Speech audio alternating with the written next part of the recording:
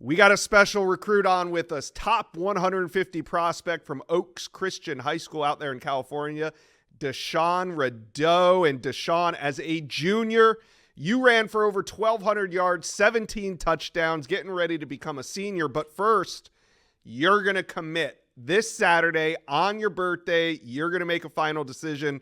So I just want to know, do you know where – you don't have to tell me like the team that you're going to commit to, but have you made your decision in your head? I have. I for sure know where I'm going. All right. For Now, sure. you got your top teams. I'm looking at them here. It's Georgia, Michigan, Oregon, UCLA, Washington.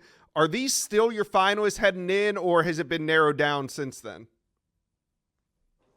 I'll say yeah. I'll say yeah. All the schools definitely had a chance on All landing right. me.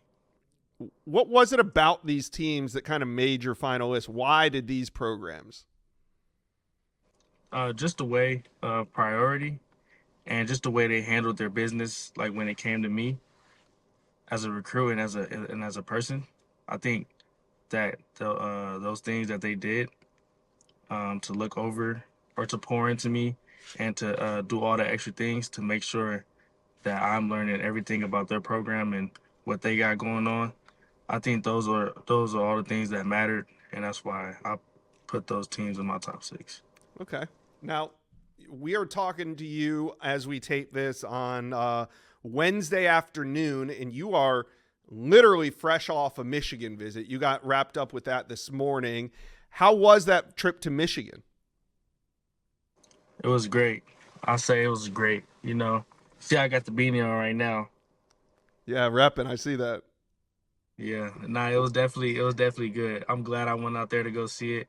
They came to my school like I think a month or two back, and I was like I have to go see this school, Mm-hmm. and they didn't fail by meeting my expectations and making me feel comfortable and at home by being there in these 2 days. Yeah, talking to your dad a little bit last week, it sounded like maybe Michigan was the team that was making the late push. Do you feel like that was the case in your recruitment? Definitely. They weren't there. They definitely got there a little late, I'll say. But when they got there late, they were very intentional and they made sure that everything got done. They made sure I talked to the head coach. They made sure everybody knew me on the staff. And they just did everything sharp and on point. What'd you learn about Michigan on that trip? I just learned that they're a very family oriented team for sure. Like their brotherhood and the way their team is as a I think they're gonna have something special. They're building something really special, especially with the new pieces that they're adding, Mm-hmm. and just the way they run their program. Like, coach, he cares about all the kids. Like he knows all the kids, and that just shows that he cares about everybody's opinion and everybody being poured into the program. You get a chance to And see Bryce by me, Underwood? yeah. I actually met him. He's an unbelievable kid for sure.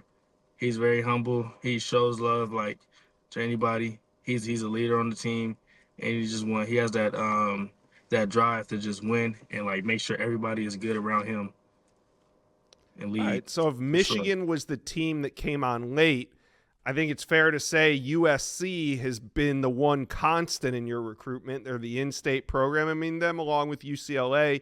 But when's the last time you were at USC for a visit? Um, I think a few weeks ago, like I think last month for sure. What do you like about checking out the Trojans and seeing their facilities and making those visits? What do you like about USC? I'll just say that just them being the hometown team and me growing up on USC and always seeing them around, and just them showing the plan to really build USC back up to where they were. Because you know how in the history you always had USC in the top, like it's Mm-hmm. always been there, and then you can tell that they're very diligent and intentional about keeping kids home and making sure that their program is leading up to expectations. Because without that, like I know that people were always saying like how Coach Riley was going to get fired and stuff, but I think that by him just like flipping the narrative of him showing that he can do the recruiting and he can change the program and like take it up a notch, I think that really stood out Yeah. for Do you sure. trust him? Do you trust what he's building at USC? I'll say yeah, for sure. Just the things he says to me and the things he poured into me, like he treats me like I'm on the team already. Like I think that definitely means a lot. Yeah. What coaching staffs out of your top group, is there one coaching staff or two that you would say you have the best relationship with? Um, I'll say I got a good relationship with Michigan coaching staff, USC coaching staff, and Oregon, Oregon and Washington, definitely. Okay. I'll say I have coach staff with all those schools for real though. Like Yeah. all the schools, we definitely built a bond since I was sophomore, into freshman year, sophomore year. Like they've been recruiting me for a while, and especially when the new coaches transition and stuff like that.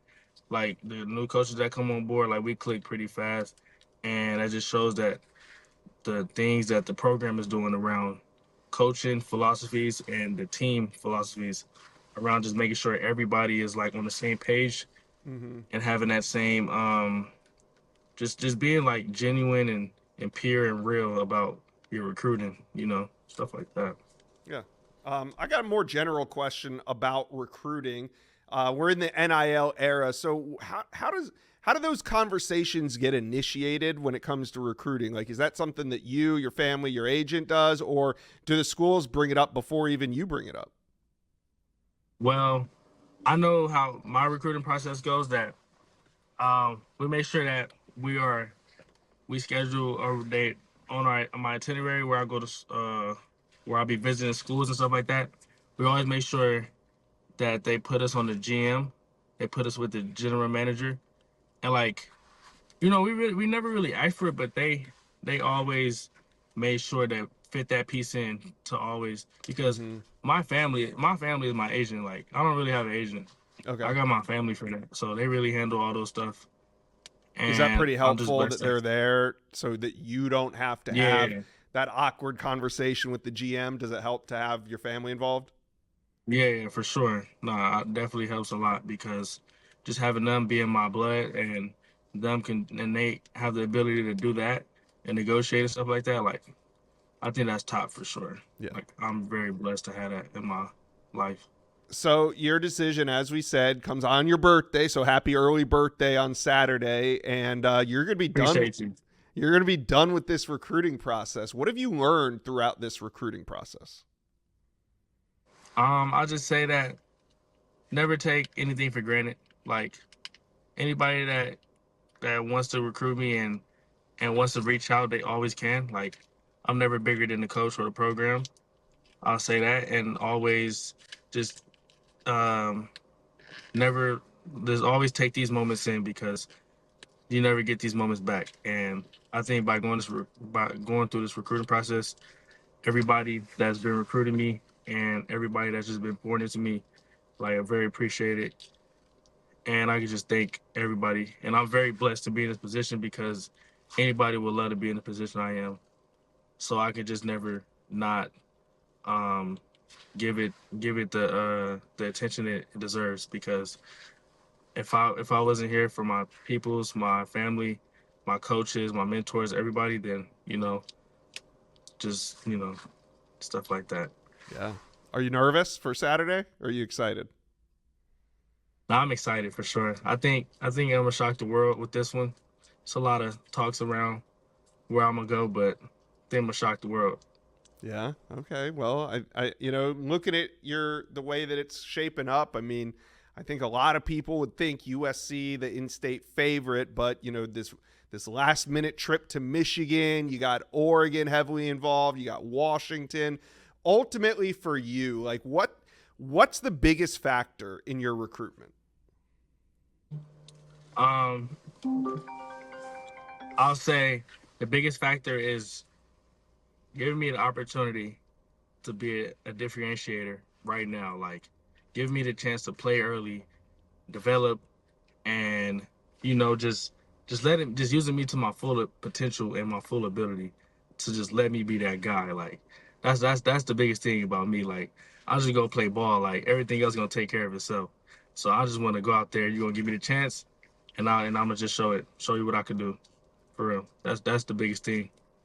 All right. Well, I noticed you're committing before the summer. So are you still going to take your official visits, or does this commitment mean that Um, you're only going to take an official visit to the one you commit to? What's going to happen? I think I might just take it official to the place I commit to, but I'm not sure. I'm still gonna have talks and still gonna talk with my family about that and the school, just to like go out and to see if I really need to go see places.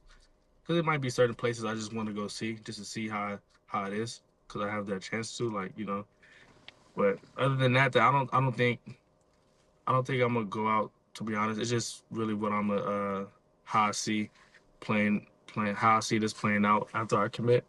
Yeah. All right. Well, Sure. Deshonne Redeaux, good luck to you. You're going to be making your decision on Saturday. We're talking to running back Deshonne Redeaux. He's a top 150 prospect from Oaks Christian. And you're going to be coming off the board on your birthday. Good luck with everything, Deshonne.